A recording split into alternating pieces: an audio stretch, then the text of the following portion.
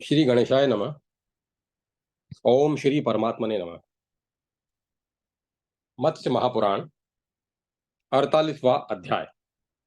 तुर्वसु और द्रुहकु वंश का वर्णन। अनु के वंश वर्णन में बलि की कथा और कर्ण की उत्पत्ति का प्रसंग। सुत जी कहते हैं, ऋषियों, ययाति के पंचम पुत्र तुर्वसु का पुत्र गर्भ और उसका पुत्र गौभानु हुआ। गौभानु का पुत्र अजय शूरवीर तिसारी हुआ। तिसारी का पुत्र करदम और उसका पुत्र मरुत हुआ। उसने संतान रहित होने के कारण पुरुवंशी दुष्यंत को अपना पुत्र बनाया। इस प्रकार पूर्व काल में वृद्धावस्था के परिवर्तन के समय ययाति द्वारा दिए गए शाप के कारण तुर्वसु का वंश पुरुवंश में परिविष्ट हो गया था। दुष्यंत का पुत्र राजा वरुथ था। वरुथ के आंडिर भूमन्यु की उत्पत्ति हुई। आंडिर के संधान पांड्य, केरल, चोल और कर्ण नामक 5 पुत्र हुए। उनके समृद्धिशाली देश उन्हीं के नाम पर पांड्य, चोल और केरल नाम से प्रसिद्ध हुए। याति के चतुर्थ पुत्र द्रहु के सेतु और केतु अन्यत्र सर्वत्र प्रभु नामक 2 शूरवीर पुत्र उत्पन्न हुए। सेतु का पुत्र शरध्वान और उसका पुत्र गंधार हुआ, जिसके नाम से यह विशाल गांधार जनपद विख्यात है। उस जनपद के आरठ, पंजाब का पश्चिम भाग प्रदेश में उत्पन्न हुए घोड़े अश्व जाति में सर्वश्रेष्ठ माने जाते हैं। गंधार का पुत्र धर्म और उसका पुत्र धृत हुआ। विदुष का धृत से विदुष का जन्म हुआ और उसका पुत्र प्रचेता हुआ। प्रचेता के 100 पुत्र हुए, जो सब के सब राजा हुए। वे सभी उत्तर दिशा में स्थित मलेच्छ राज्यों के अधीश्वर थे। याति के तृतीय पुत्र अनु के सभानर, चाक्षुष और परमेशु नामक 3 शूरवीर एवं परम धार्मिक पुत्र उत्पन्न हुए। सभानर का पुत्र विद्वान राजा कोलाहल हुआ। कोलाहल का धर्मात्मा पुत्र संजय नाम से विख्यात था। संजय का पुरुंजय नामक वीरवर पुत्र हुआ।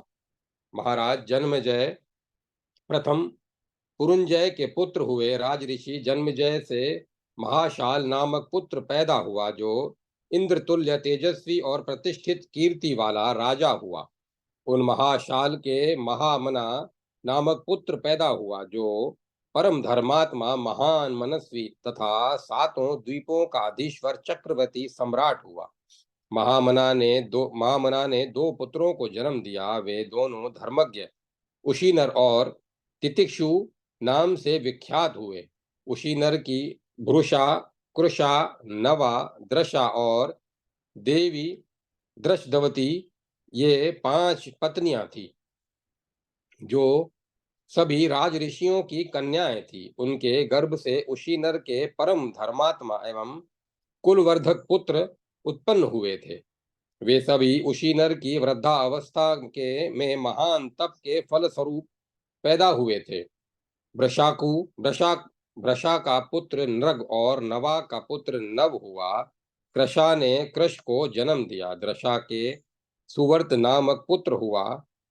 ध्वजद्वती दृशद्वती के पुत्र उशीनर नंदन राजा शिबी हुए। शिबी के पृथुदर्भ, सुवीर, केके और मद्रक नामक 4 विश्वविख्यात पुत्र हुए।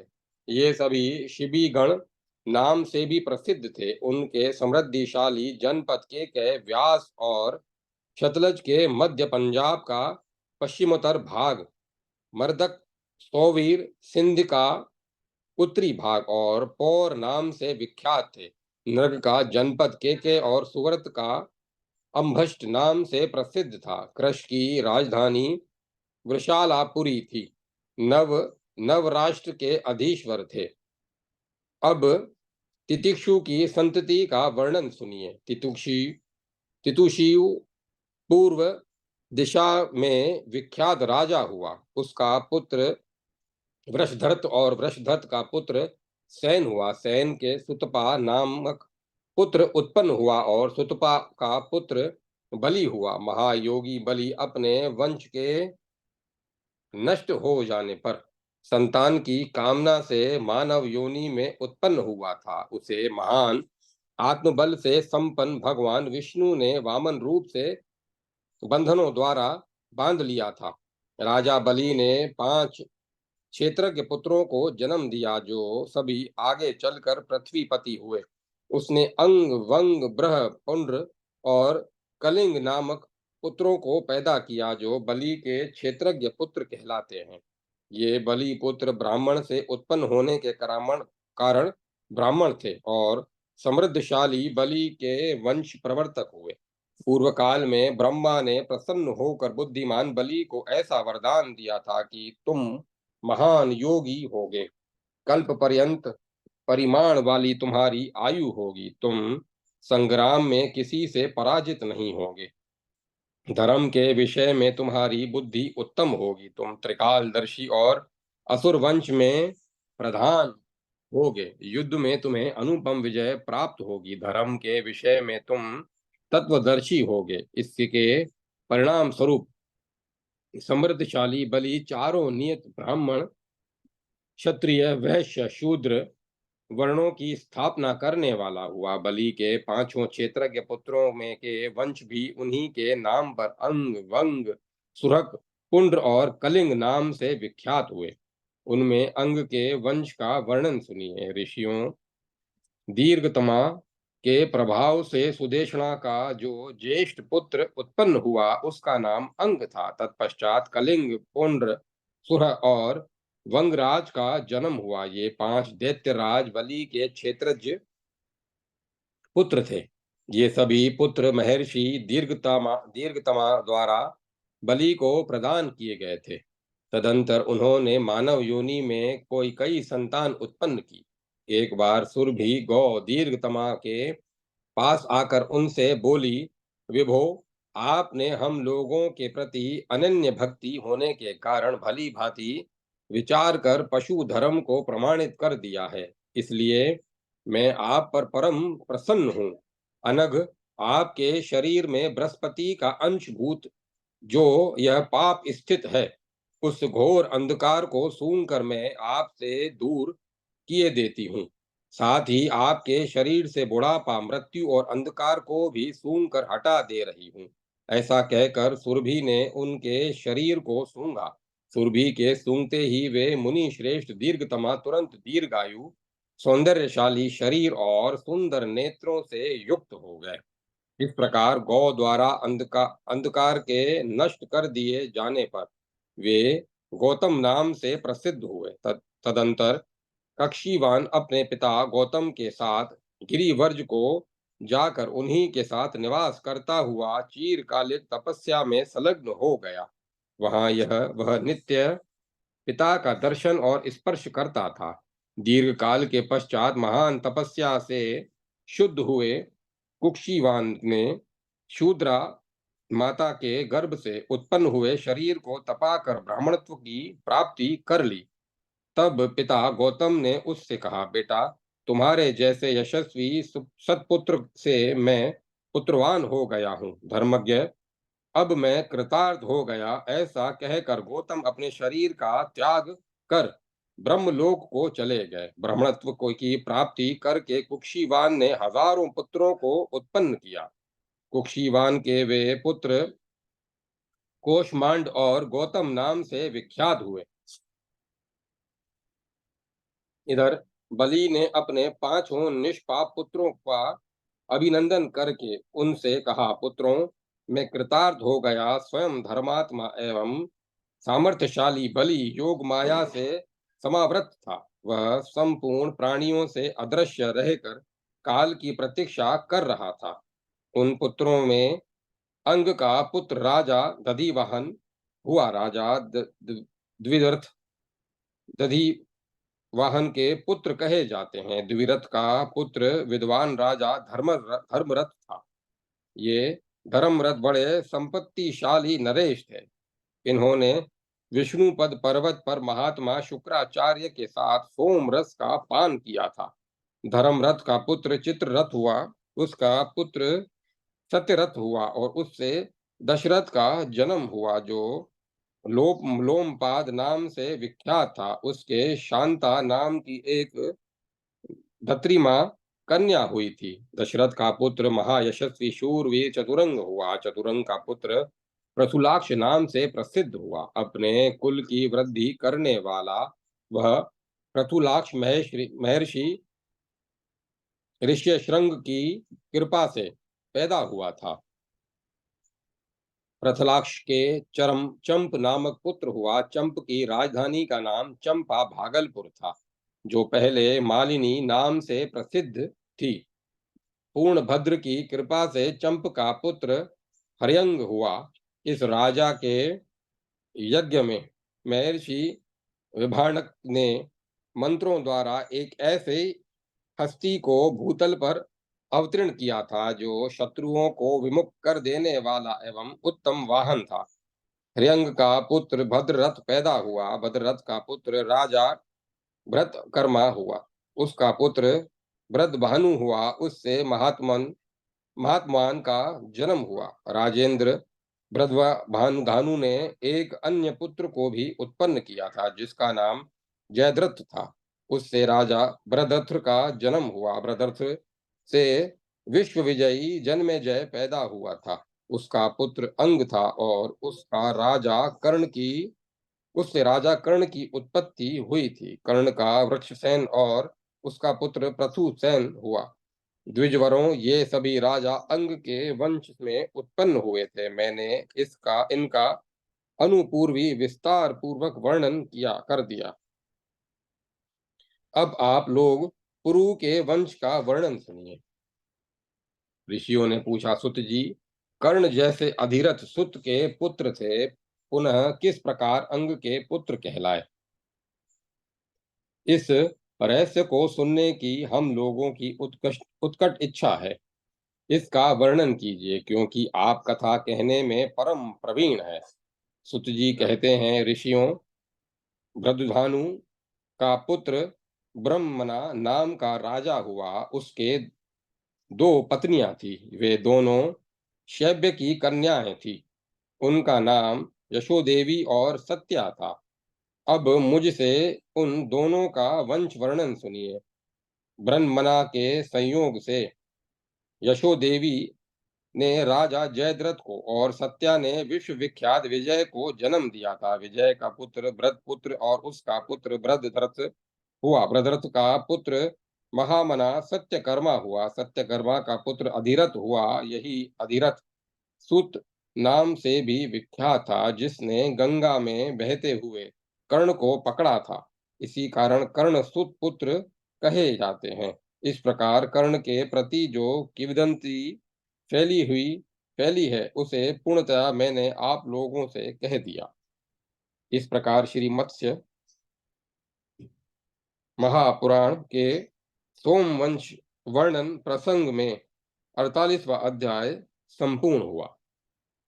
49वां अध्याय पुरुवंश के वर्णन प्रसंग में भरत वंश की कथा, भारद्वाज की उत्पत्ति और उनके वंश का कथन, निपवंश का वर्णन तथा पौरवों का इतिहास। सुत जी कहते हैं, ऋषियों, याति के सबसे छोटे पुत्र पुरु का पुत्र महातेजस्वी राजा जन्मेजय प्रथम था। उसका पुत्र प्रचितत्व प्राचीनवंत हुआ, जिसने प्राची पूर्व दिशा बसाई। प्राचित्व का पुत्र मनस्यु हुआ। मनस्यु का पुत्र राजा वितायुत अभय हुआ। उसका पुत्र धुंधु नाम का राजा हुआ। धुंधु का पुत्र बहुविद अन्यत्र बहुगव और उसका पुत्र संयाति हुआ। संयाति का पुत्र रमवर्चा और उसका पुत्र भद्राश्व रौद्राश्व हुआ। भद्राश्व के घृताची अन्यत्र मिश्रकेशी नाम की अप्सरा के गर्भ से 10 पुत्र उत्पन्न हुए। उन 10 के नाम हैं ओचेयु। अधिकांश पुराणों में ऋचेयु, हृषयु, कशेयु, सुनेयु, धृतेयु, विनेयु, श्रेष्ठ, स्थलेयु, धर्मेयु, संतेयु और पुण्ययु। औचु ओचेयु ऋचेयु की उत्पत्ति का नाम ज्वलना था। वह नागराज तक्षक की कन्या थी। उसके गर्भ से उन्होंने भूपाल रंतीनार, यह प्राय सर्वत्र मतीनार पर भागवत में रंती भार है, को जन्म दिया। रंतीरार ने अपनी पत्नी मनस्विनी के गर्भ से कई सुंदर पुत्रों की उत्पत्ति किए किया, जिनमें वीरवर, अमृतरय और धर्मात्मा त्रिवन प्रधान थे। उसकी तीसरी संतति गौरी नाम की सुंदरी कन्या थी, जो मानधाता की जननी हुई। एलिना यमराज की कन्या थी। उसने त्रिवन से ब्रह्मवाद में श्रेष्ठ पराक्रमी एलिक त्रंसु और या जनसु नामक प्रिय पुत्र उत्पन्न किया। एलिना नंदन एलिन जनसु के संयोग से उपदानवी के ने ऋषियंत, दुष्यंत, प्रवीर तथा अनग नामक 4 पुत्रों को प्राप्त किया। इनमें द्वितीय पुत्र राजा दुष्यंत के संयोग से शकुंतला के गर्भ में से भरत का जन्म हुआ, जो आगे चलकर संग्राम विजयी चक्रवर्ती सम्राट हुआ। उसी के नाम पर उसके वंशधर भारत नाम से कहे जाने लगे। किसी दुष्यंत पुत्र भरत के विषय में आकाशवाणी ने राजा दुष्यंत से कहा था, दुष्यंत, माता का गर्भाशय तो एक चमड़े के थैले के समान है। उसमें गर्भाधान करने के कारण पुत्र पिता का ही होता है। अतः जो जिससे पैदा होता है वह उसका आत्मस्वरूप ही होता है। इसीलिए तुम अपने पुत्र का भरण पोषण करो और शकुंतला का अपमान मत करो। पुत्र अपने मरे हुए पिता को यमपुरी के कष्टों से छुटकारा दिलाता है। यह गर्भ का आधान करने वाले तुम ही हो। इस गर्भ का आधान करने वाले तुम ही हो। शकुंतला ने यह बिल्कुल सच बात कही है। पूर्व काल में भरत के सभी पुत्रों का विनाश हो गया था। माता के कोप के कारण उनके पुत्रों का यह महान संहार हुआ था। यह देखकर मरुदगणों ने बृहस्पति के पुत्र भारद्वाज को लाकर भरत के हाथों में समर्पित किया था। बृहस्पति अपने इस पुत्र को वन में छोड़कर चले गए थे। इस प्रकार माता पिता द्वारा त्यागे गए इस शिशु को देखकर मरुदगणों का हृदय दयार्द हो गया। तब उन्होंने उस भारद्वाज नामक शिशु को उठा लिया। उसी समय राजा भरत पुत्र प्राप्ति की अभिलाषा से अनेकों ऋतु काल के अवसरों पर पुत्र निमित्तक यज्ञों का अनुष्ठान करते आ रहे थे। परंतु जब उन सामर्थ्यशाली नरेश को उन यज्ञों के करने से भी पुत्र की प्राप्ति नहीं हुई, तब उन्होंने पुत्र प्राप्ति के निमित्त मरुत्स्तुम नामक यज्ञ का अनुष्ठान प्रारंभ किया। राजा भरत के इस मरुत्स्तोम यज्ञ से सभी मरुदगण प्रसन्न हो गए। तब वे इस भारद्वाज नामक शिशु को साथ लेकर भरत को पुत्र रूप में प्रदान करने के लिए उस यज्ञ में उपस्थित हुए। वहां उन्होंने अंगिरा पुत्र बृहस्पति के औरस पुत्र भारद्वाज को भरत के हाथों में समर्पित कर दिया। तब राजा भरत भारद्वाज को पुत्र रूप में पाकर इस प्रकार बोले, विभो, पहले तो आप इस शिशु को लेकर आत्महित की ही बात सोच रहे थे, परंतु अब इसे पाकर मैं आपकी कृपा से कृतार्थ हो गया हूँ।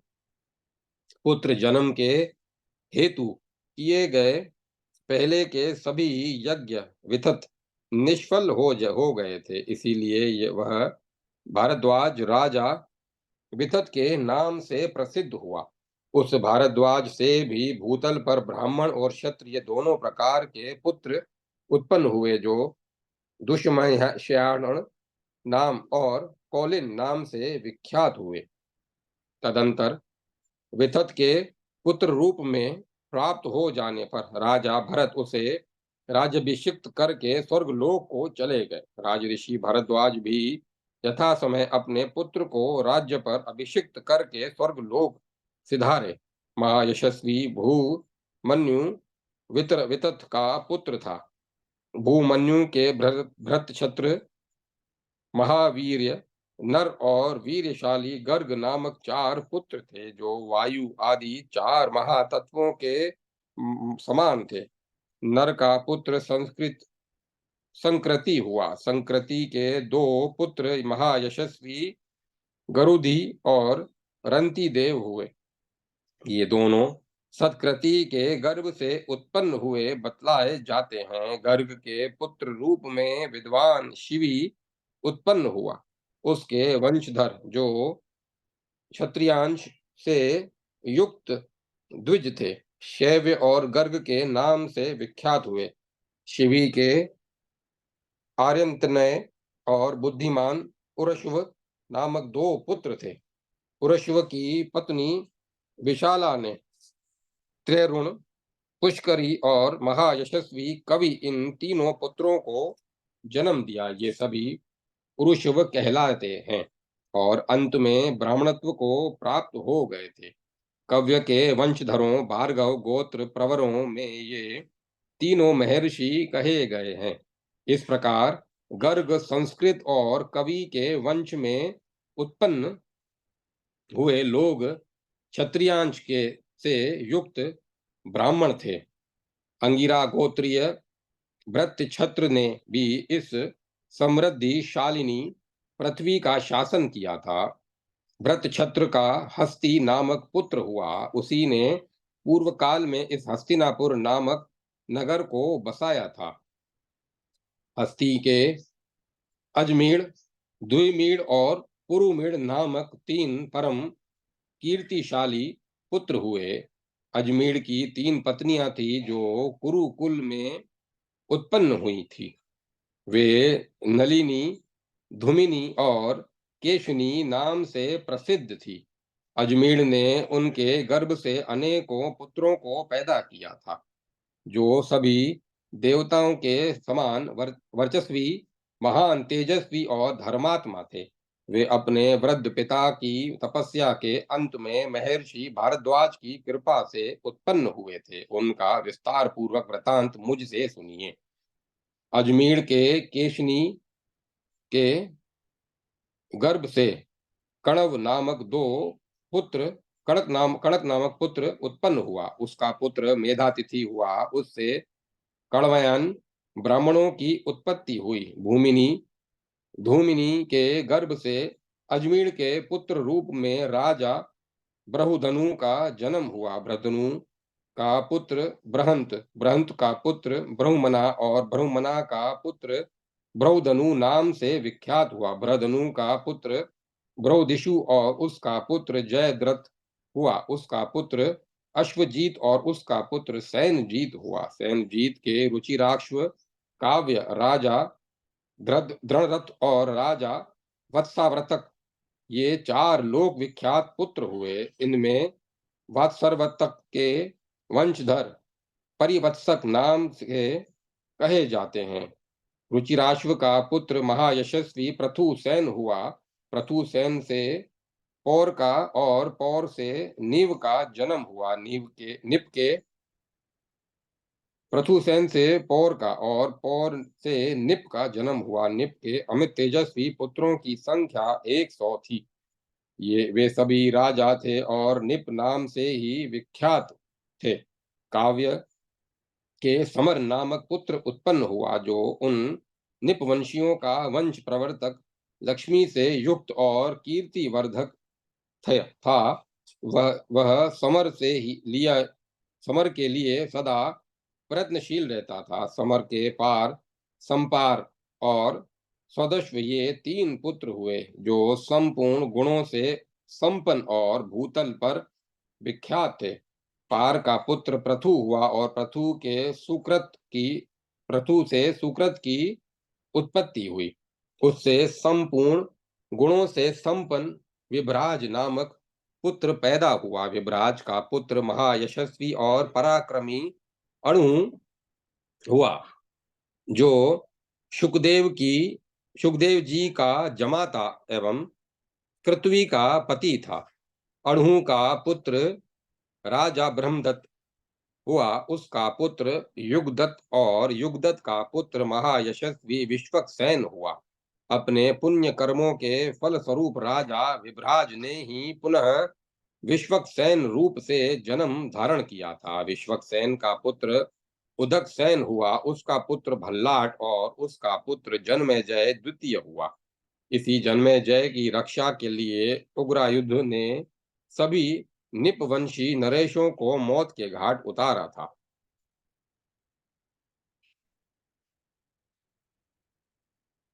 ऋषियों ने पूछा, सुत जी, उग्रायुध किसका पुत्र था? वह किसके वंश में उत्पन्न हुआ बतलाया जाता है तथा किस कारण उसने समस्त निपवंशी राजाओं का संहार किया था, यह हमें बतलाइए। सुत जी कहते हैं, ऋषियों, उग्रायुध सूर्य वंश में उत्पन्न हुए थे। उन्होंने एक श्रेष्ठ आश्रम में जाकर स्थाणु की भांति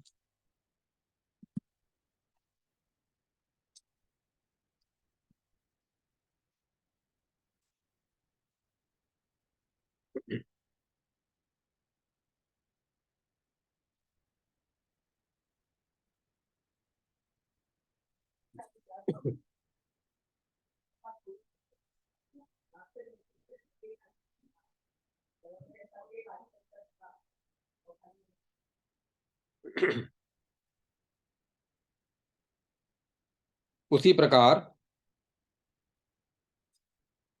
उन्होंने एक श्रेष्ठ आश्रम में जाकर स्थाणु की भांति स्थित हो 8,000 वर्षों तक घोर तप किया। उसी समय युद्ध में पराजित हुए राजा जन्मेजय उनके पास पहुंचे। जन्मेजय की प्रार्थना पर उन्हें राज्य दिलाने की प्रतिज्ञा करके सामर्थ्यशाली उग्रायुध ने निपवंशियों का संहार किया था।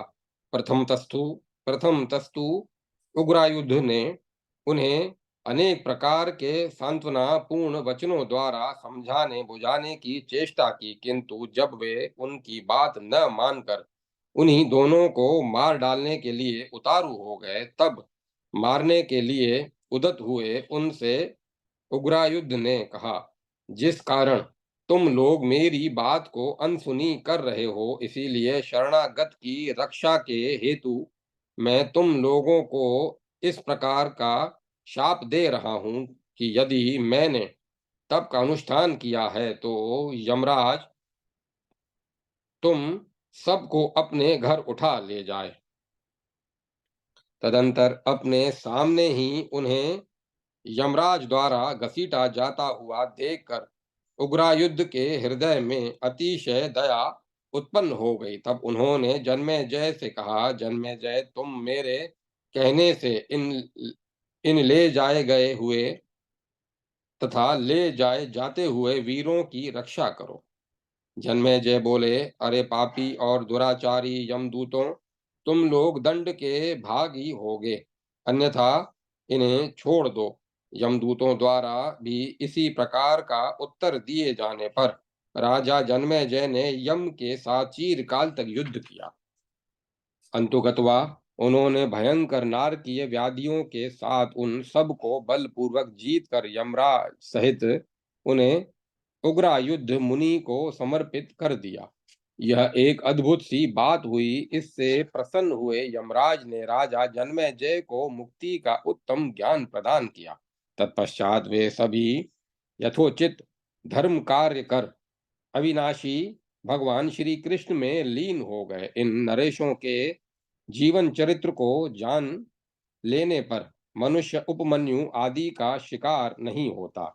इसे इस लोक और परलोक में अक्षय सुख की प्राप्ति होती है।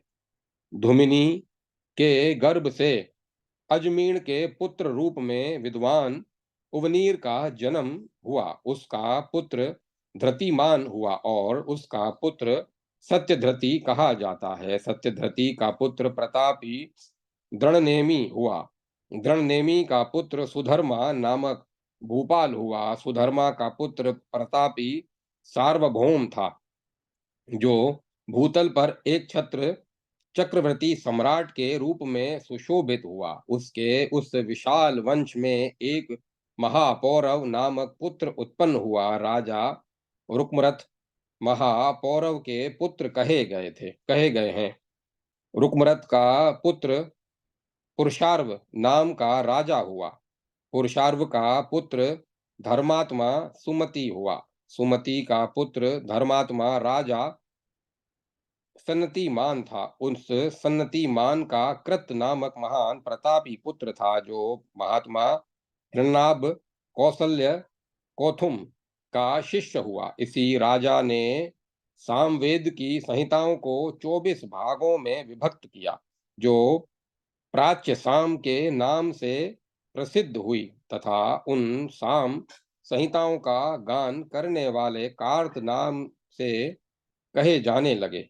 ये उग्रायुध इसी कृत के पुत्र थे, जो पौरव वंश की विशेष रूप से वृद्धि करने वाले थे। इन्होंने ही पराक्रम प्रकट करके पृथु के पिता पांचाल नरेश जितेंद्रिय महाराज नील का वध किया था। उग्रायुध का पुत्र महायशस्वी क्षेम हुआ। क्षेम से सुनित का, और सुनित से नृपुंजय का जन्म हुआ। नृपुंजय से विरत की उत्पत्ति हुई। ये सभी नरेश पौरव पौरव नाम से विख्यात हुए। इस प्रकार श्री मत्स्य महापुराण में के सोमवंश वर्णन प्रसंग में पौरव वंश कीर्तन नामक 49वां अध्याय संपूर्ण हुआ। जय माता सरस्वती। जय माता सरस्वती।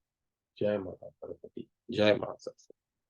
50वां अध्याय पुरुवंशी नरेशों का विस्तृत इतिहास।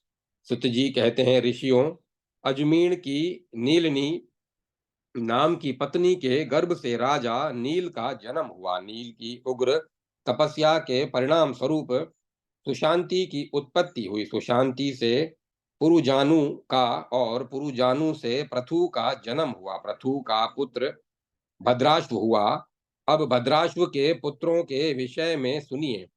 मुदगल, जय, राजा, ब्रौदिशु, पराक्रमी, जवीनर और पांचवा कपिल, ये पांचों भद्राश्व के पुत्र थे। इन पांचों के द्वारा शासित जनपद पांचाल नाम से प्रसिद्ध हुए। ये सभी पांचाल देशों के रक्षक थे, ऐसा हम लोगों ने सुना है। मुदगल के पुत्रगण, जो क्षत्रियांश से युक्त द्विजाति थे, मृदलय नाम से प्रसिद्ध हुए।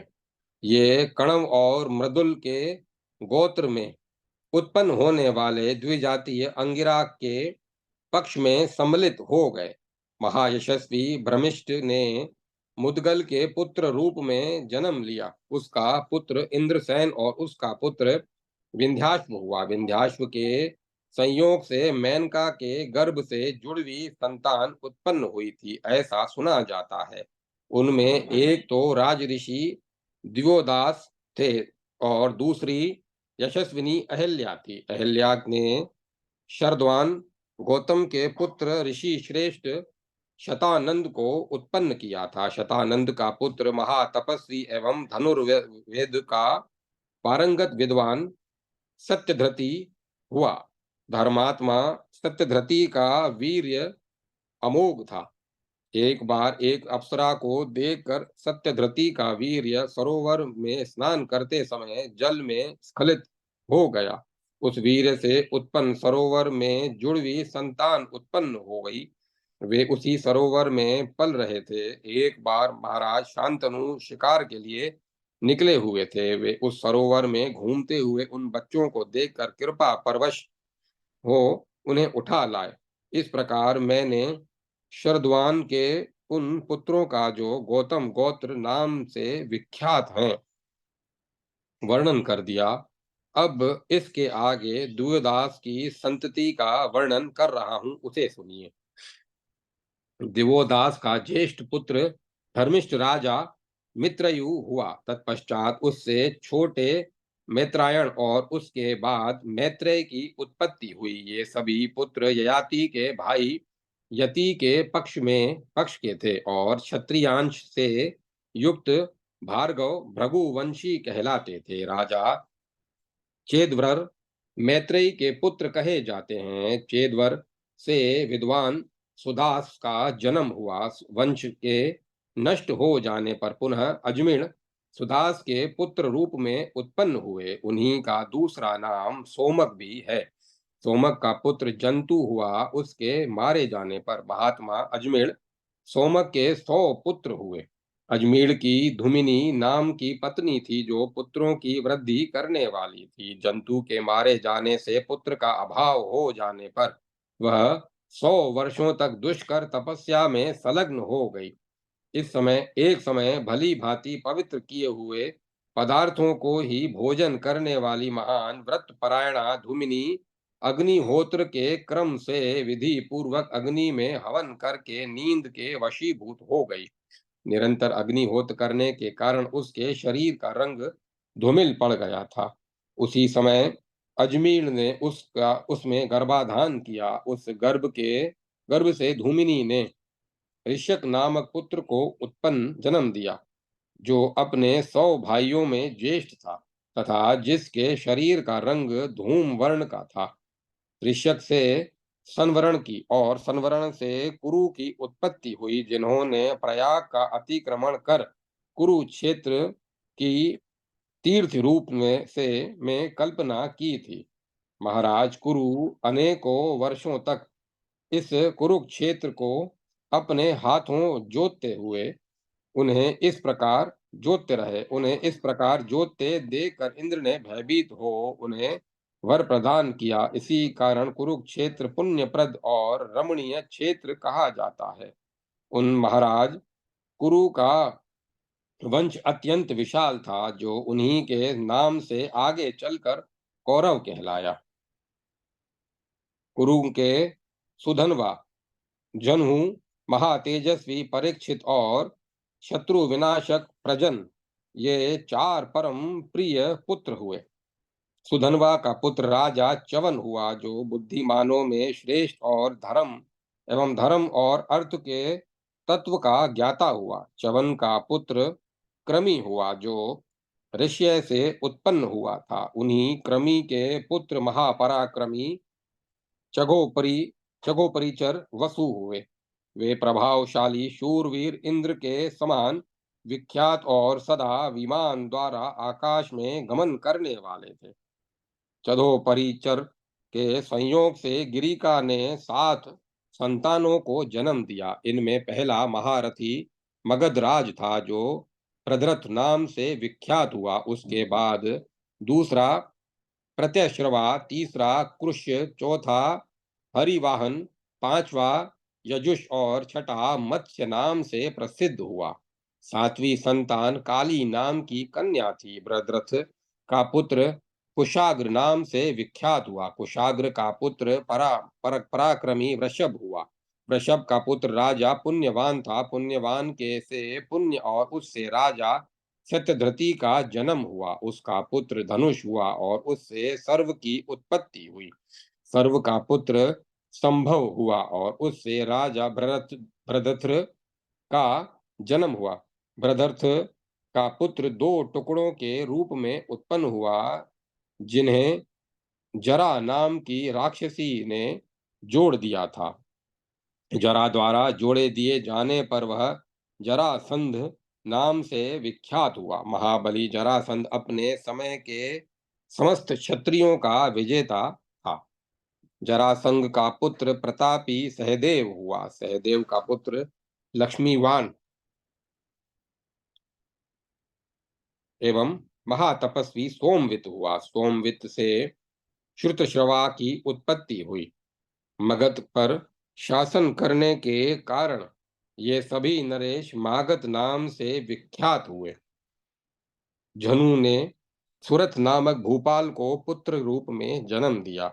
सुरथ का पुत्र वीरवर राजा विदुरथ हुआ। विदुरथ का पुत्र सार्वभौम कहा गया है। सार्वभौम से जयतसेन उत्पन्न हुआ और उसका पुत्र रुचिर हुआ। रुचिर से भौम का और उससे त्वरितायु का जन्म हुआ। त्वरितायु का पुत्र अक्रौधन और उससे देवातिथि की उत्पत्ति बतलाई जाती है। देवातिथि का एकमात्र पुत्र दक्ष ही था। दक्ष से भीमसेन का जन्म हुआ और उसका पुत्र पुरुवंशी दिलीप तथा दिलीप का पुत्र प्रतीप हुआ।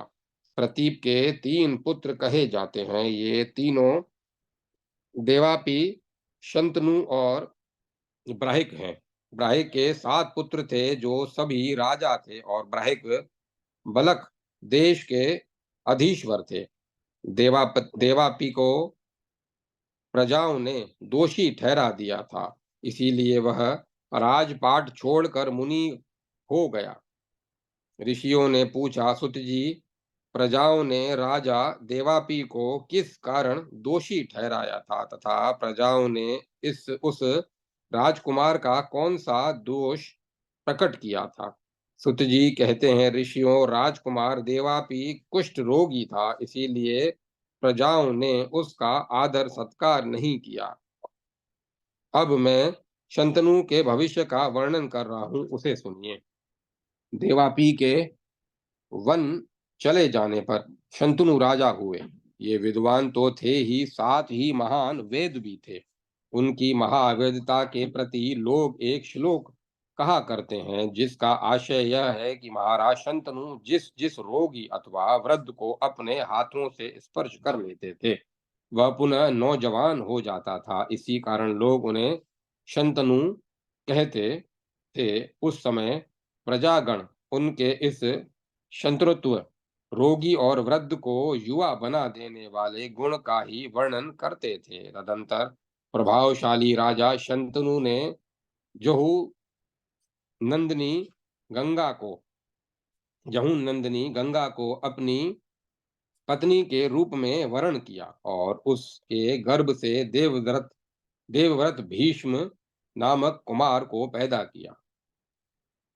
दाश कन्या काली सत्यवती ने शांतनु के संयोग से विचित्रवीर नामक पुत्र को जन्म दिया, जो पिता के लिए परम प्रिय, शांतात्मा और निष्पाप था। महर्षि कृष्णदेवपायन व्यास ने विचित्रवीर्य के क्षेत्र में धृतराष्ट्र और पांडु को तथा दासी से विदुर को उत्पन्न किया था। धृतराष्ट्र ने गांधारी के गर्भ से 100 पुत्रों को उत्पन्न किया। उसमें दुर्योधन सबसे श्रेष्ठ था और वह संपूर्ण क्षत्रिय वंश का स्वामी था। इसी प्रकार पांडु की कुंती और माद्री नाम की 2 पत्नियां थी। इन्हीं दोनों के गर्भ से महाराज पांडु की वंश वृद्धि के लिए देवताओं द्वारा प्रदान किए गए 5 पुत्र उत्पन्न हुए। कुंती के धर्म संयोग से युधिष्ठिर को, वायु के संयोग से वृकोदर भीमसेन को और इंद्र के संयोग से इंद्रसरी के पराक्रमी धनंजय अर्जुन को जन्म दिया। इसी प्रकार माद्री ने अश्विनी कुमारों के संयोग से नकुल और सहदेव को पैदा किया। इन 5 पांडवों के संयोग से द्रौपदी के गर्भ से 5 पुत्र उत्पन्न हुए। उनमें द्रौपदी ने युधिष्ठिर के संयोग से ज्येष्ठ पुत्र प्रतिविंध्य को, भीमसेन के संयोग से श्रुतसेन को और अर्जुन के संयोग से श्रुतकीर्ति को जन्म दिया। चौथा पुत्र श्रुतकर्मा सहदेव से और शतानिक नकुल से उत्पन्न किया गया। ये 5 द्रौपदय अर्थात द्रौपदी के पुत्र कहलाए। इनके अतिरिक्त पांडवों के 6 अन्य महारथी पुत्र भी थे। उनका विवरण इस प्रकार है। भीमसेन के संयोग से हिडम्बा नाम की राक्षसी के गर्भ से घटोत्कच नामक पुत्र का जन्म हुआ था। उसकी दूसरी पत्नी काशी ने बलवान भीमसेन के संयोग से सर्वज्ञ नामक पुत्र को जन्म दिया था। मद्रराज कुमारी सहदेव पत्नी ने सहदेव के संयोग से सुहोत्र नामक पुत्र को पैदा किया था। नकुल पुत्र निर्मित्र चेदीराज कुमारी करेणुमती के गर्भ से उत्पन्न हुआ था। प्रथा पुत्र अर्जुन के संयोग से सुभद्रा के गर्भ से महारथी अभिमन्यु पैदा हुआ था।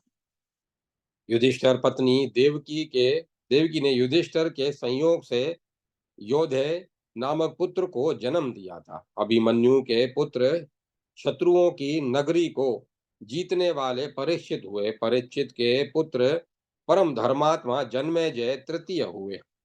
जन्मेजय ने अपने यज्ञ में वाजस ने शुक्ल यजुर्वेद के आचार्य ऋषि को ब्रह्मा के पद पर नियुक्त किया।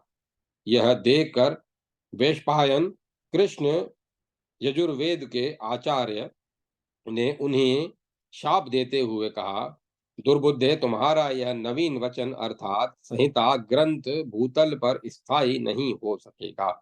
जब तक तुम लोक में जीवित रहोगे तभी तक यह भी ठहर सकेगा। तभी से क्षत्रिय जाति की विजय जानकर बहुत से लोग चारों ओर से शुक्ल यजुर्वेद के प्रवर्धक राजा जन्मेजय के पास आकर रहने लगे, परंतु महात्मा वैशंपायन के शाप के कारण उस यज्ञ में बहुत से यज्ञानुष्ठान करने वाले क्षत्रिय तथा कुछ याजक भी नष्ट हो गए। तब उस यज्ञ में जब जन्मेजय पूर्णमास हवि द्वारा ब्रह्मा का यजन कर यज्ञशाला में प्रवेश करने के लिए प्रयत्नशील हुए, उसी समय महर्षि वैशंपायन ने उन्हें भीतर जाने से रोक दिया। तदंतर परीक्षित पुत्र पुरुवंशी जन्मेजय ने 2 अश्वमेध यज्ञों का अनुष्ठान किया। उनमें उन्होंने अपने द्वारा प्रवर्तित महावाजस्नेय शुक्लायुजेश विधि का ही प्रयोग किया। यह सारा कार्य वाजस्नेय ऋषि की अध्यक्षता में ही संपन्न हो रहा था। उसी समय ब्राह्मणों के साथ विवाद हो जाने पर ब्राह्मणों ने उन्हें शाप दे दिया, जिससे वे वन में चले गए। उन जन्मेजय से पराक्रमी शतानिक का जन्म हुआ। जन्मेजय ने वन गमन करते समय अपने पुत्र शतानिक को राज्य पर अभिषिक्त कर दिया था। शतानिक द्वारा अश्वमेध यज्ञ का अनुष्ठान किए जाने पर उसके फलस्वरूप शतानिक के एक महायशस्वी एवं पराक्रमी अधिसिम कृष्ण नामक पुत्र उत्पन्न हुआ, जो इस पुराण प्रवचन के समय सिंहासनासीन है। द्विजवरों, उसी के राज्य शासन करते समय आप लोगों ने अभी अभी पुष्कर क्षेत्र में 3 वर्षों तक तथा कुरुक्षेत्र में दृष्टद्वित्व की तट पर 2 वर्षों तक इस दुर्लभ दीर्घ सत्र का अनुष्ठान संपन्न किया है। ऋषियों ने पूछा, लोमहर्षण के पुत्र सुत जी, पूर्व काल में जो बातें बीत चुकी हैं उनका वर्णन तो आपने कर दिया। अब हम लोग प्रजाओं के भविष्य के विषय में सुनना चाहते हैं। यह क्षत्रिय जाति जिन जिन वंशों में स्थित रहेगी और उनमें जो जो नरेश उत्पन्न होंगे उनके क्या नाम होंगे तथा उनकी आयु का प्रमाण कितना होगा। कृतयुग, त्रेता, द्वापर और कलयुग, इन चारों युगों की कितनी कितनी अवधि होगी। प्रत्येक युग में क्या क्या दोष होंगे तथा उन युगों का विनाश कैसे होगा। सुख और दुख का प्रमाण क्या होगा तथा प्रत्येक युग की प्रजाओं में क्या क्या दोष उत्पन्न होंगे। प्रभो, यह सब क्रमशः हमें बतलाइए, क्योंकि हम लोग इसे जानना चाहते हैं। सुत जी कहते हैं, ऋषियों, पूर्व काल में उक्लिष्टारकर्मा व्यास जी ने मुझसे भावी कलयुग तथा आने वाले सभी मनवंतरों के विषय में जैसा वर्णन किया था वही मैं आप लोगों को बतला रहा हूँ, सुनिए। इसके बाद अब मैं उन्हीं राजाओं का वर्णन करने जा रहा हूँ जो भविष्य में एड, एल और इक्ष्वाकु के वंश में तथा पौरव वंश में उत्पन्न होने वाले हैं। जिन राजाओं ने जिन राजाओं में ये मंगलमय एड और इक्ष्वाकु वंश स्थित रहेंगे, भविष्य में होने वाले उन सभी तथा कथित नरेशों का मैं वर्णन करूंगा। इसके अतिरिक्त भी जो अन्य नृपपति गण, क्षत्रिय, पार्शव, शूद्र, भैश्वर, अंध, शक, पुलिंद, चुलिक, यवन, केवर्त, आभिर और शबर जाति के में उत्पन्न होंगे तथा दूसरे जो मलेच्छ जातियों में पैदा होंगे, उन सभी नरेशों का पर्याय क्रम से नाम दिशानुसार नाम निर्देशानुसार वर्णन कर रहा हूँ। इन सब में सर्वप्रथम राजा अधि सोम कृष्ण हैं, जो संप्रति वर्तमान हैं। इनके वंश में भविष्य में उत्पन्न होने वाले राजाओं का वर्णन कर रहा हूँ। अधिसीम कृष्ण का पुत्र राजा विवशु होगा। गंगा द्वारा हस्तिनापुर नगर में डुबो बहा दिए जाने पर विवशु उस नगर का परित्याग कर कौशंबी नगरी में निवास करेगा। उसके महान बल पराक्रम से संपन्न 8 पुत्र होंगे। उसका ज्येष्ठ पुत्र भूरी होगा और उसका पुत्र चित्ररथ नाम से विख्यात होगा। चित्ररथ के शुचिद्रव शुचिद्रव से वृषणीमान और वृषणीमान से परम पवित्र राजा सुषेण उत्पन्न होगा। उस सुषेण से सुनित नाम का राजा होगा। राजा सुनित से महायशस्वी नरचक्षु की उत्पत्ति होगी। नरचक्षु का पुत्र सुखी बल होगा। सुखी बल का पुत्र भावी राजा हरिष्णव और परिष्णव का पुत्र राजा सुतपा होगा। उसका पुत्र निस्संदेह मेधावी होगा। मेधावी का पुत्र पुरंजय होगा। उसका भावी पुत्र और उसका पुत्र तिगात्मा होगा। तिगात्मा से भद्रथ और भद्रथ से वसुदामा का जन्म होगा। वसुदामा से शतानिक और उससे उदयन की उत्पत्ति होगी। उदयन से वीरवर राजा वहीनर उत्पन्न होगा। वहीनर का पुत्र दंडपाणि होगा। दंडपाणि से निर्मित्र और निर्मित्र से शेमक का जन्म होगा। इस वंश परंपरा के विषय में प्राचीन कालिक विप्रों द्वारा एक श्लोक गाया गया है, जिसका आशय यह है कि ब्राह्मण और क्षत्रियों की योनि स्वरूप यह वंश जो देवऋषियों द्वारा सत्कृत है, कलयुग के में राजा शेमक को प्राप्त कर समाप्त हो जाएगा। इस प्रकार पुरु वंश का तथा पांडुपुत्र परम बुद्धिमान महात्मा अर्जुन के वंश का वर्णन मैंने यथार्थ रूप से कर दिया। इस प्रकार श्री मत्स्य महापुराण में पुराण के सोमवंश वर्णन प्रसंग में पुरु वंशानुकीर्तन नामक 50वां अध्याय संपूर्ण हुआ। जय माता सरस्वती। जय मां सरस्वती। 51वां अध्याय अग्निवंश का वर्णन तथा उनके भेदोपभेद का कथन। ऋषियों ने पूछा, सुत जी, जो अग्नि द्विजातियों के लिए सदा परम पूज्य माने गए हैं, अब उनका तथा उनके वंश का आनुपूर्वी वर्णन कीजिए।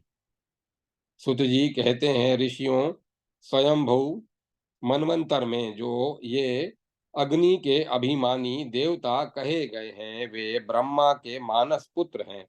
स्वाहा से उनके संयोग से पावक दक्षिणाग्नि, पवमान, बृहत्प्य और शुचि आहवनीय नामक 3 पुत्रों को जन्म दिया, जो अग्नि भी कहलाते हैं।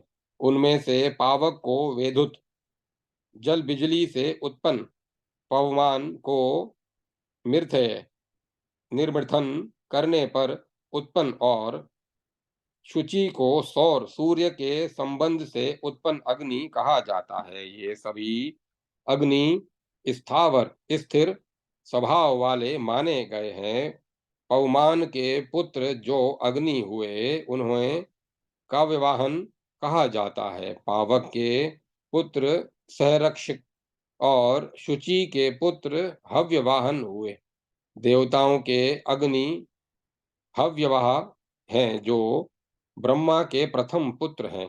सहरक्ष असुरों से सहरक्ष असुरों के अग्नि है तथा पितरों के अग्नि कव्यवाहन है। इस प्रकार ये तीनों देव असुर पितृ इन तीनों के पृथक पृथक अग्नि हैं। इनके पुत्र पौत्रों की संख्या 49 है। उनको मैं विभाग पूर्वक पृथक पृथक नाम निर्देशानुसार बतला रहा हूँ। सर्वप्रथम पावन नामक लौकिक अग्निदेव हुए, जो ब्रह्मा के पुत्र हैं। उनके पुत्र ब्रह्मोदाग्नि हुए, जो भरत नाम से भी विख्यात हैं। वैश्वानर नामक अग्नि 100 वर्षों तक हव्य को वहन करते रहे। पुष्कर या आकाश का मंथन करने पर अथर्वा के पुत्र रूप में जो अग्नि उत्पन्न हुए, वे दंड दंड द्रवण थवर्ण नाम से प्रसिद्ध हुए। उन्हीं को दक्षिणाग्नि भी कहा जाता है। भृगु से अथर्वा की और अथर्वा से अंगिरा की उत्पत्ति बतलाई जाती है। उनसे अलौकिक अग्नि की उत्पत्ति हुई, जिससे दक्षिणाग्नि भी कहते हैं। हम पहले कह चुके हैं कि जो पवमान अग्नि है, वे ही निर्मथ्य नाम से भी कहे जाते हैं। वे ही ब्रह्मा के प्रथम पुत्र ग्रापत्य अग्नि है। फिर संशति से सभ्य और आवत्सथ्य, इन दो पुत्रों की उत्पत्ति हुई। तदंतर आवानीय नामक अग्नि ने, जिन्हें ब्राह्मणों ने अग्नि के अभिमानी देवता नाम से अभिहित किया है, अपने को 16 भागों में विभक्त कर कावेरी, कृष्णवेणा, नर्मदा, यमुना, गोदावरी, विस्तस्ता, झेलम, चंद्रभागा, इरावती, विपाशा, कौशिकी, कोसी, शत्रुधु, सतलज, सरयू, सीता, मनस्विनी, हरदनी तथा पावना, इन 16 नदियों के साथ पृथक पृथक विहार किया। इनके साथ विहार करते समय अग्नि को स्थान प्राप्ति का की इच्छा उत्पन्न हो गई थी। इसीलिए उन नदियों के गर्भ से उत्पन्न हुए पुत्र उस इच्छा के अनुसार दिष्णु या दिष्णे कहलाए हैं। चूंकि ये यज्ञिक अग्नि के स्थापन योग्य स्थान पर पैदा हुए थे, इसीलिए दिष्णु नाम से कहे जाने लगे। इस प्रकार ये सभी नदी पुत्र दिष्णु दिष्णे यज्ञिक अग्नि के स्थापन योग्य स्थान में उत्पन्न हुए थे। अब इनके विहार एवं उपसना योग्य स्थान का वर्णन कर रहा हूं, उन्हें सुनिए। यज्ञादि पुण्य अवसर के उपस्थित होने पर विभु, प्रहारण, अग्निद्र आदि अन्यान्य जिष्णु वहां उपस्थित होकर यथास्थान विचरते रहते हैं। अब अनिर्देश्य और अनिवार्य अग्नियों के क्रम को सुनिए। वासव नामक अग्नि, जिसे कृशानु भी कहते हैं, यज्ञ की दूसरी वेदी के उत्तर भाग में स्थित होते हैं। उन्हीं अग्नि का एक नाम सम्राट भी है। इन अग्नि के 8 पुत्र हैं, जिनकी विप्रगण उपासना करते हैं। पवमान नामक जो द्वितीय अग्नि है, वे पर्जन्य के रूप में देखे जाते हैं और उत्तर दिशा में स्थित वापक नामक अग्नि को सुहाना समूहा अग्नि कहा जाता है। समंजस्य असमंजय हव्य शुद्ध अग्नि को शामित्र कहा जाता है। शतधामा अग्नि सुधा ज्योति है। इन्हें रौद्रेश्वर नाम से अभिहित किया जाता है। ब्रह्म ज्योति अग्नि को वसुधाम और ब्रह्म स्थानीय भी कहते हैं।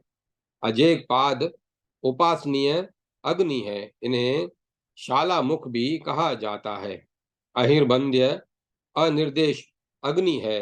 ये वेदी की दक्षिण दिशा में परिधि के अंत में स्थित होते हैं। वासव नामक अग्नि के ये 8 पुत्र ब्राह्मणों द्वारा उपासनीय कहलाते हैं। अब मैं उन 8 विहरणीय अग्निपुत्रों का वर्णन कर रहा हूं। बहिर्ष नामक होत्रीय अग्नि के पुत्र हव्यवाहन अग्नि है।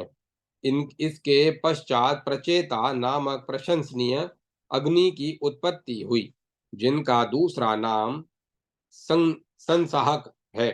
पुनः अग्निपुत्र विश्ववेदा हुए, जिन्हें ब्राह्मण छासी भी कहा जाता है।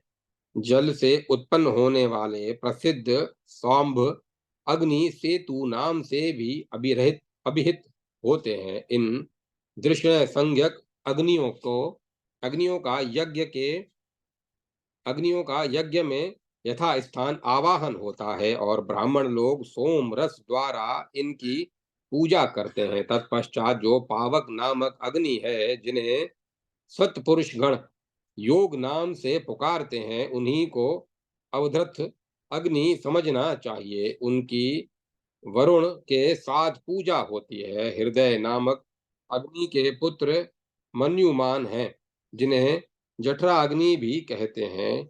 ये मनुष्यों के उदर में स्थिर रहकर भक्षित पदार्थों को पचाते हैं।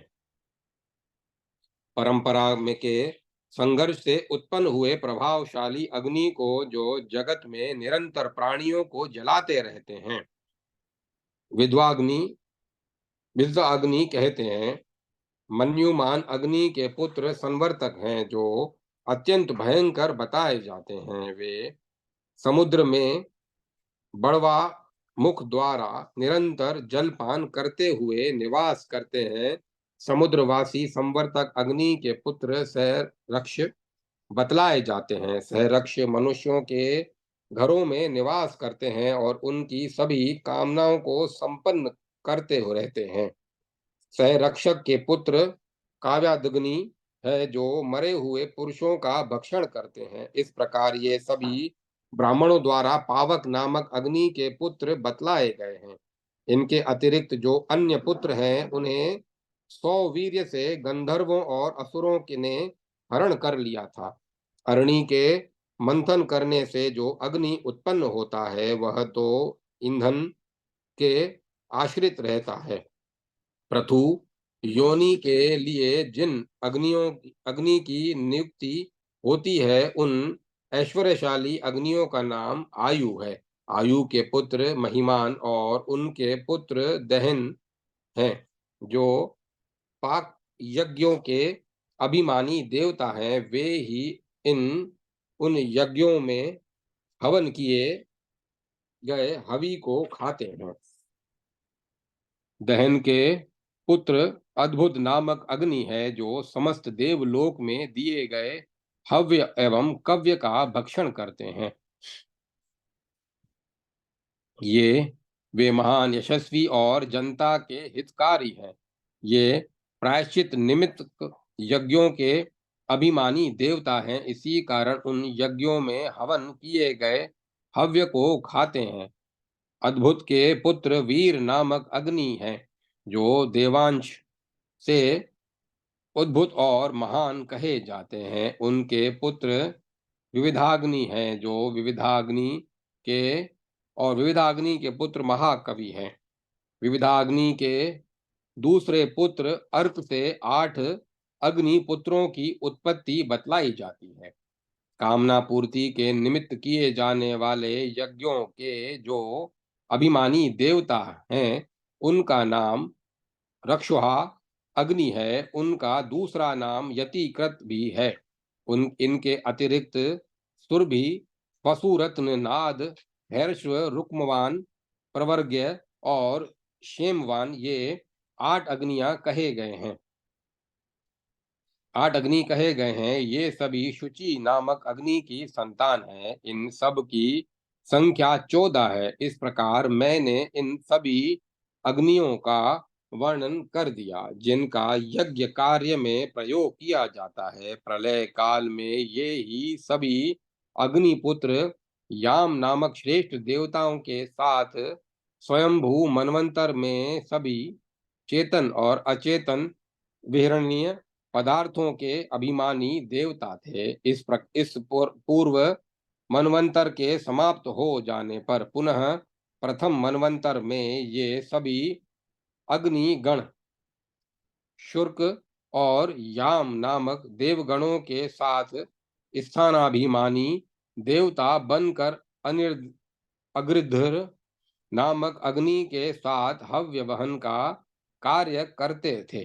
और काम्य एवं नैमित्तिक आदि जो यज्ञ किए जाते थे, उन कर्मों में अवस्थित रहते थे। इस प्रकार मैंने अग्नियों की स्थापनामरी योनियों का वर्णन कर दिया। इन्हें उन्हें सरोचिष मनवंतर से लेकर सार्वणिक मनवंतर के सातों लोकों में वर्तमान जानना चाहिए। ऋषियों ने वर्तमान और भविष्य में आने वाले सभी मनवंतरों में इसी प्रकार अग्नियों के लक्षण का वर्णन किया है। ये सभी अग्नि समस्त मनवंतरों में नाना प्रकार के रूप और प्रयोजनों से समन्वित हो वर्तमान कालीन याम नामक देवताओं के साथ वर्तमान थे और इस प्रकार भी हैं और इस समय भी हैं तथा भविष्य में भी उत्पन्न होकर इन नए उत्पन्न होने वाले देवगण के साथ निवास करेंगे। इस प्रकार में अग्नियों के वंश समूह का क्रमशः विस्तार पूर्वक अनुपूर्वी वर्णन कर चुका। अब आप लोग और क्या सुनना चाहते हैं? इस प्रकार श्री मत्स्य महापुराण में अग्निवंश वर्णन नामक 91वां अध्याय संपूर्ण हुआ। जय माता सरस्वती। जय मां सरस्वती। 52वां अध्याय कर्म योग की महत्ता। ऋषियों ने पूछा, सुत जी, सूर्य पुत्र मनु द्वारा पूछे जाने पर भगवान विष्णु ने उनसे धर्म और अधर्म के जिस परम उत्तम प्रसंग को विस्तार पूर्वक कहा था वह इस समय आप हम लोगों को बतलाइए।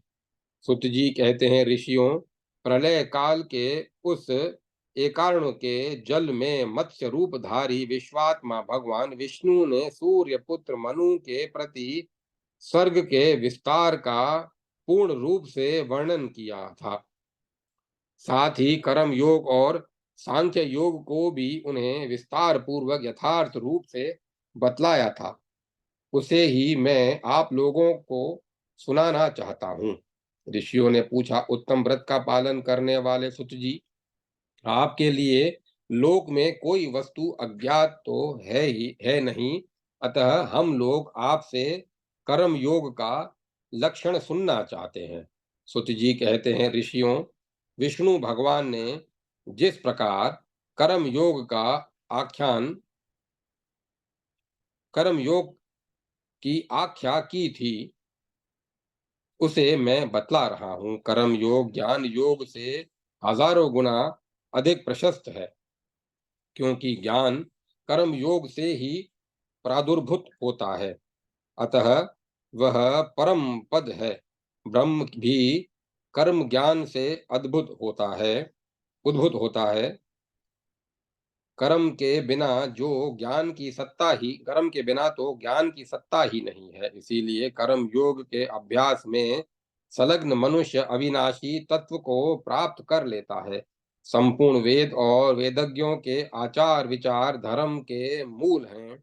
उनमें 8 प्रकार के आत्मगुण प्रधान रूप से विद्वान रहते हैं, जैसे समस्त प्राणियों पर दया, क्षमा, दुख से पीड़ित प्राणी को आश्वासन प्रदान करना और उसकी रक्षा करना, जगत में किसी से ईर्ष्या द्वेष न करना, ब्रह्म एवं आंतरिक पवित्रता, परिश्रम रहित अथवा अनायास प्राप्त हुए कार्यों के अवसर पर उन्हें मांगलिक आचार व्यवहार के द्वारा संपन्न करना, अपने द्वारा उपार्जित द्रव्यों से दीन दुखियों की सहायता करते समय कृपणता न करना और पराय धन और पराई स्त्री के प्रति सदा निष्प्रह रहना पुराणों के ज्ञाता विद्वानों द्वारा ये 8 आत्मगुण बतलाए गए हैं। यही कर्म योग ज्ञान योग का साधक है। जगत में कर्म योग के बिना किसी को ज्ञान की प्राप्ति हुई हो ऐसा नहीं देखा गया है। इसीलिए श्रुतियों और स्मृतियों द्वारा कहे गए धर्म का प्रयत्न पूर्वक पालन करना चाहिए। प्रतिदिन सर्वदा देवताओं, पितरों और मनुष्यों को यज्ञों द्वारा तृप्त करना चाहिए। साथ ही पितरों और ऋषियों के तर्पण का कार्य भी कर्तव्य है। विद्वान पुरुष को चाहिए कि वह स्वाध्याय द्वारा, देवताओं की हवन द्वारा, ऋषियों की श्राद्ध द्वारा, पितरों की अन्न द्वारा, अतिथियों की तथा बलिक बलि कर्म द्वारा मृत प्राणियों की विधि पूर्वक अर्चना करे। ग्रस्तों के घर में जीव हिंसा के 5 प्रकार के स्थानों पर घटित हुए पाप की निवृत्ति के लिए इन 5 प्रकार के यज्ञों का विधान बतलाया गया है।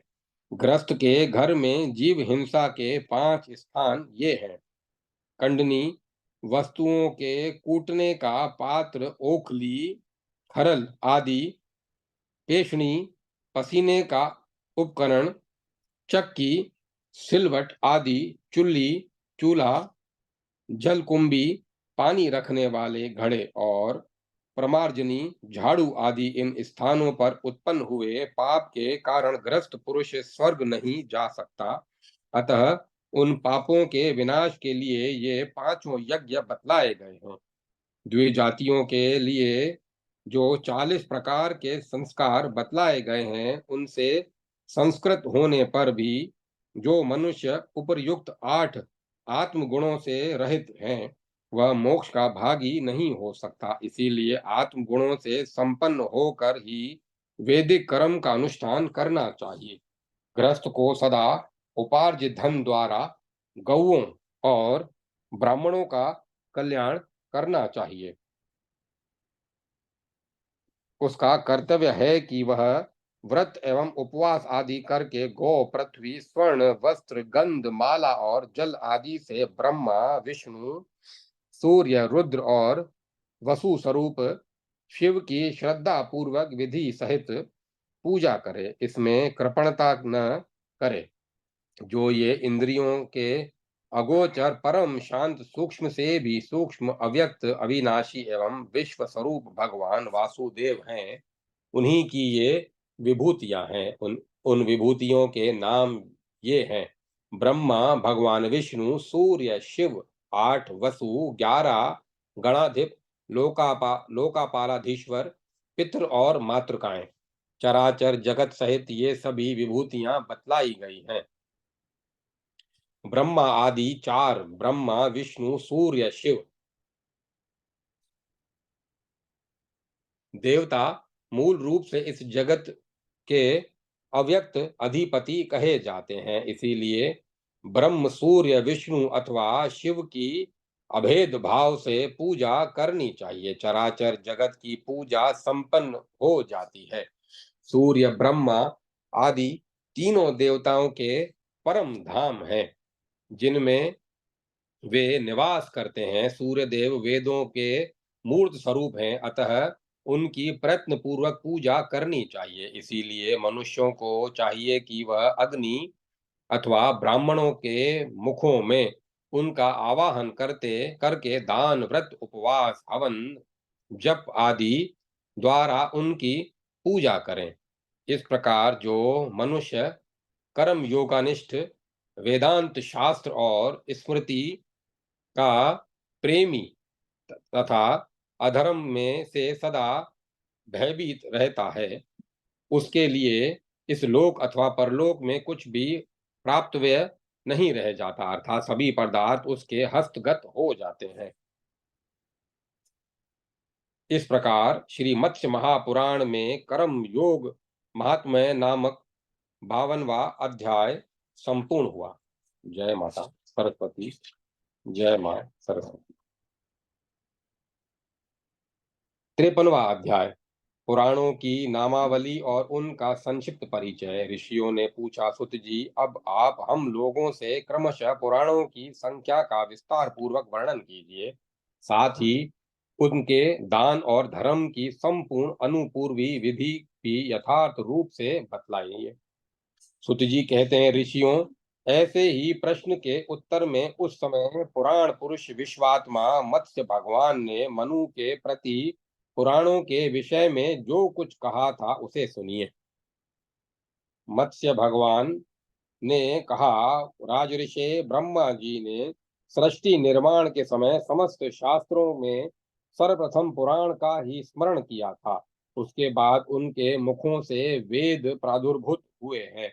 अनग उस कल्पांतर से 100 करोड़ श्लोकों में विस्तृत पुण्यप्रद और त्रिवर्ग तीन पुरुषार्थों के समुदाय धर्म अर्थ काम का साधन स्वरूप पुराण एक ही था। सभी लोकों के जलकर नष्ट हो जाने पर मैंने ही अश्व है गिर्व रूप से व्याकरण आदि छहों अंगों सहित चारों वेद पुराण अन्य न्याय शास्त्र मीमांसा और धर्म शास्त्र को ग्रहण करके उनका संकलन किया था। पुनः मैंने ही कल्प के आदि में एकारण के समय मत्स्य रूप से जल के भीतर स्थित रहकर इस विषय का पूर्ण रूप से वर्णन किया था। उसे सुनकर ब्रह्मा ने देवताओं और मुनियों से कहा था, राजन, तभी से संसार में समस्त शास्त्रों और पुराणों का प्रचार हुआ। काल प्रभाव से पुराण की ओर से लोगों की उदासीनता देखकर प्रत्येक द्वापर युग में सदा व्यास रूप से प्रकट होता हूँ और उस पुराण का संक्षेप कर 4 लाख श्लोकों में बना देता हूँ। वही 18 भागों में विभक्त होकर इस भूलोक में प्रकाशित होता है। आज भी यह पुराण इस देवलोक में 100 करोड़ श्लोकों से ही है।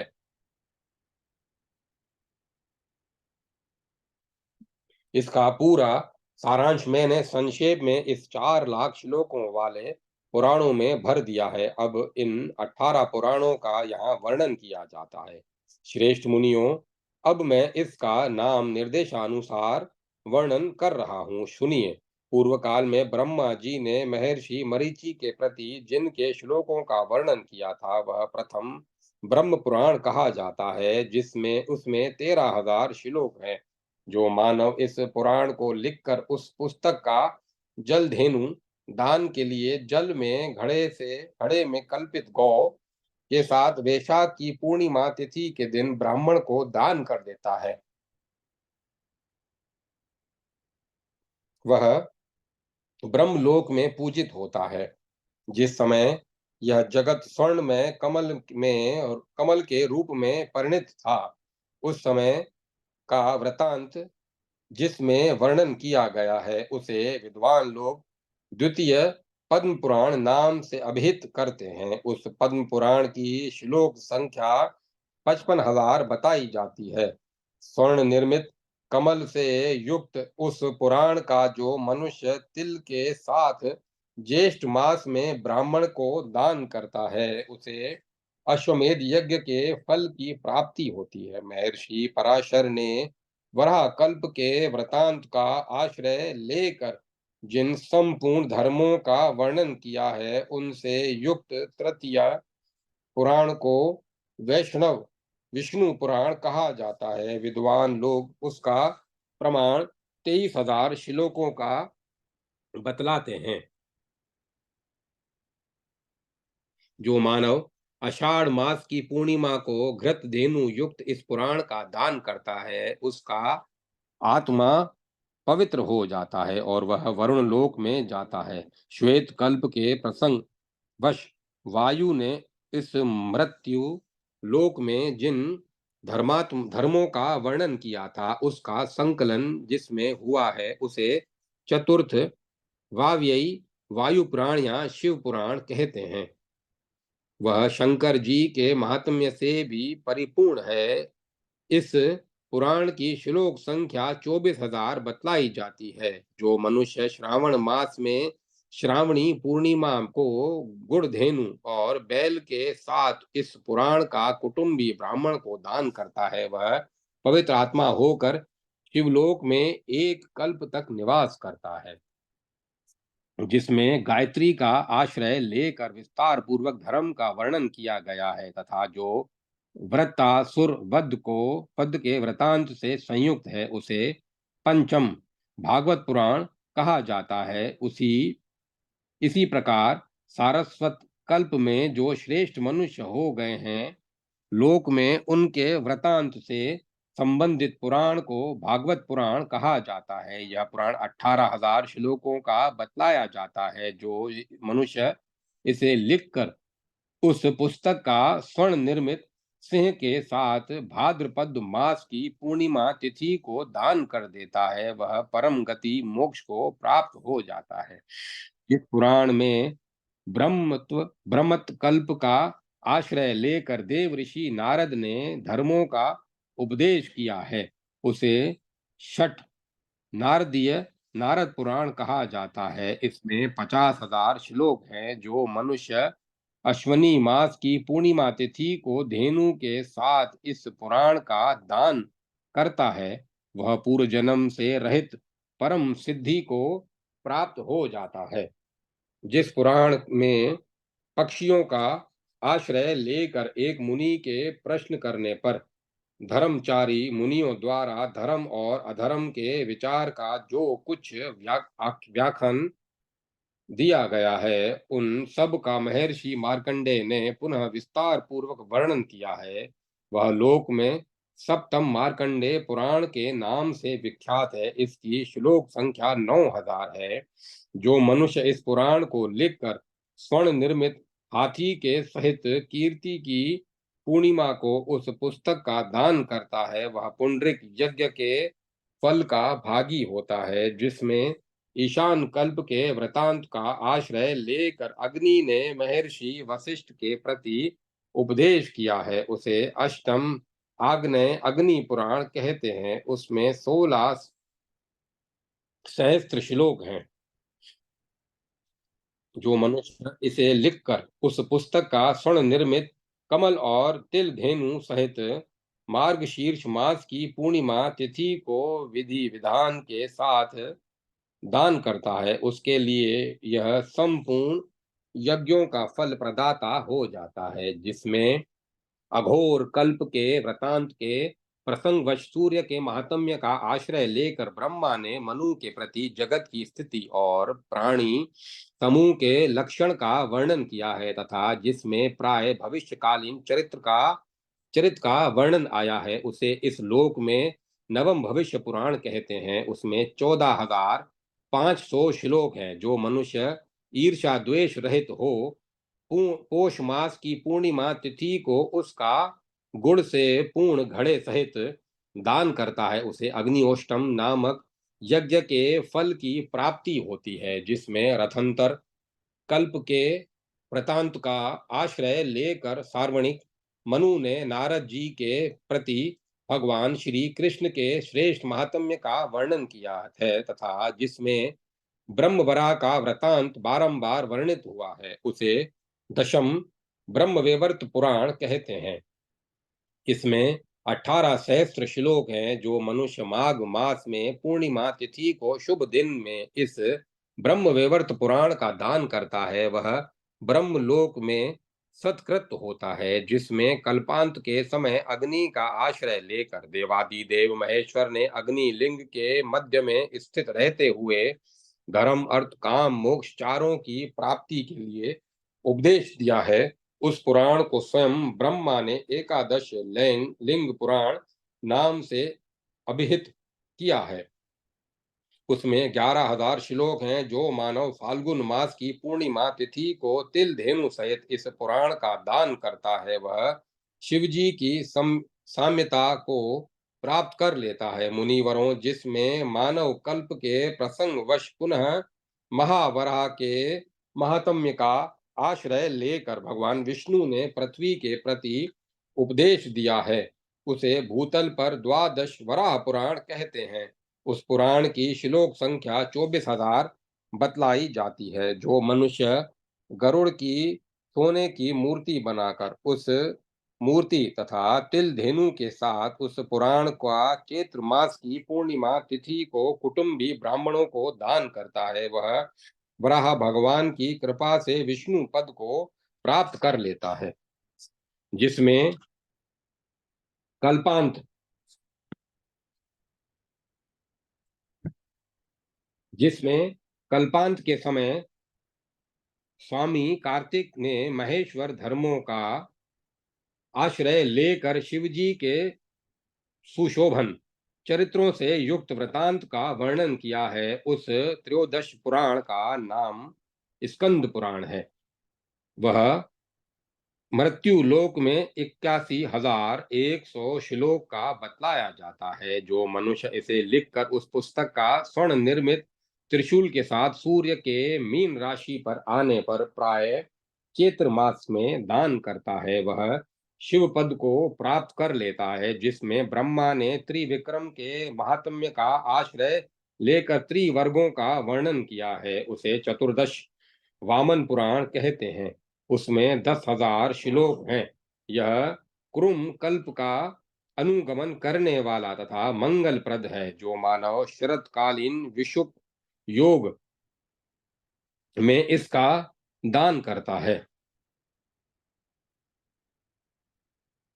वह विष्णु पद को प्राप्त होता है, जिसमें कुरुम रूपी भगवान जनार्दन ने रसातल में इंद्रधुमन की कथा के प्रसंगवश इंद्र के निकट धर्म अर्थ काम और मोक्ष के महात्म्य का ऋषियों के प्रति वर्णन किया है, उसे पंचदर्श कुरुम पुराण कहते हैं। यह लक्ष्मी कल्प से संबंध रखने वाला है। इसमें 18,000 श्लोक हैं। जो मनुष्य सूर्य के उत्तरायण एवं दक्षिणायन के प्रारंभ काल में स्वर्ण निर्मित कश्यप सहित कुरुम पुराण का दान करता है, उसे 1,000 गोदान करने का फल प्राप्त होता है। मुनिवरों, जिसमें कल्प के प्रारंभ में भगवान जनार्दन ने मत्स्य रूप धारण करके मनु के प्रति श्रुतियों की प्रवृत्ति के निमित्त नरसिंह अवतार के वृतांत का आश्रय लेकर सातों कल्पों के वृतांतों का वर्णन किया है, उसे षोडश मत्स्य मत्स्य जानना चाहिए। इसमें 14,000 श्लोक हैं। जो मनुष्य विषुव योग मेष अथवा तुला की संक्रांति में स्वर्ण निर्मित मत्स्य और दुधारू गौ के साथ इस पुराण का दान करता है, उसके द्वारा समग्र पृथ्वी का दान संपन्न हो जाता है, अर्थात उसे संपूर्ण पृथ्वी के दान का फल प्राप्त होता है। जिसमें भगवान विष्णु श्री कृष्ण ने गरुण कल्प के समय विषांड ब्रह्मांड से गरुड़ की उत्पत्ति के वृतांत का आश्रय लेकर उपदेश दिया है, उसे इस लोक में सप्तदश गरुड़ गरुड़ पुराण कहते हैं। उसे भूतल पर 19,000 श्लोकों का कहा जाता है। जो पुरुष स्वर्ण निर्मित हंस के साथ इस पुराण का दान करता है, उसे मुख्य सिद्धि प्राप्त होती है और वह शिवलोक में निवास करता है, जिसमें ब्रह्मा ने पुनः ब्रह्मांड के महात्म्य का आश्रय लेकर वृतांतों का वर्णन किया है तथा जिसमें भविष्य कल्पों का भी विस्तार पूर्वक वर्णन सुना जाता है, वह ब्रह्मा ने अंतिम अष्टादश ब्रह्मांड पुराण बतलाया है।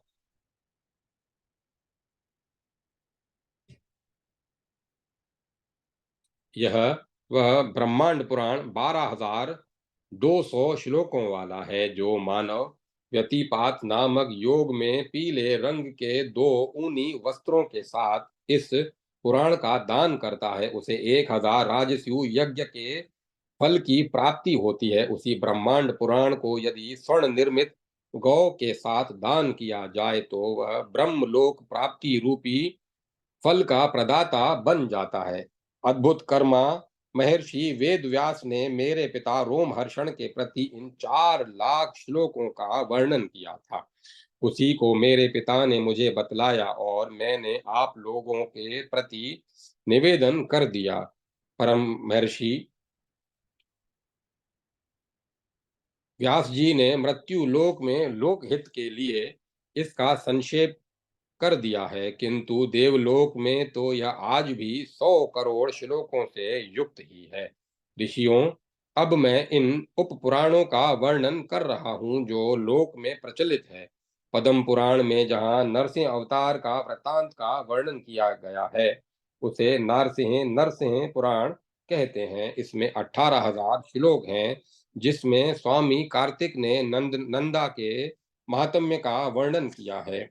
उसे लोग नंदी पुराण के नाम से पुकारते हैं। मुनिवरों, जहाँ भविष्य की चर्चा सहित सांब का प्रसंग लेकर कथानक का वर्णन किया गया है उसे लोक में सांब पुराण कहते हैं। इस प्रकार सूर्य महिमा के प्रसंग में होने से उसे आदित्य पुराण भी कहा जाता है। द्विजवरों, उपर्युक्त 18 पुराणों से पृथक जो पुराण बतलाए गए हैं उन्हें उन्हीं से निकला हुआ समझना चाहिए। पुराणों में बतलाए गए सर्गादि 5 अंग तथा आख्यान भी कहे गए हैं। उनमें सर्ग ब्रह्मा द्वारा की गई सृष्टि रचना, प्रति सर्ग ब्रह्मा के मानस पुत्रों द्वारा की गई सृष्टि रचना, वंश, सूर्य चंद्र अग्नि आदि, मनवंतर, स्वयंभू आदि मनुओं का कार्यकाल और वंशानुचरित पूर्वोक्त वंशों में उत्पन्न हुए नरेशों का जीवन चरित्र, ये 5 पुराणों के लक्षण बतलाए गए हैं।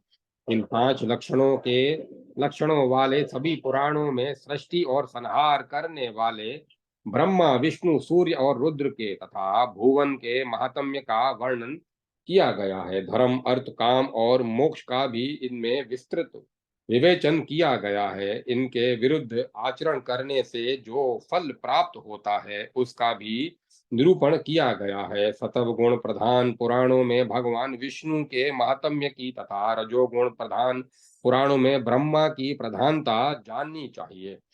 इसी प्रकार तमोगुण प्रधान पुराणों में अग्नि और शिव की महात्म्य का विशेष रूप से वर्णन किया गया है। संकीर्ण पुराणों उप पुराणों में सरस्वती और पितरों का वृतांत कहा गया है।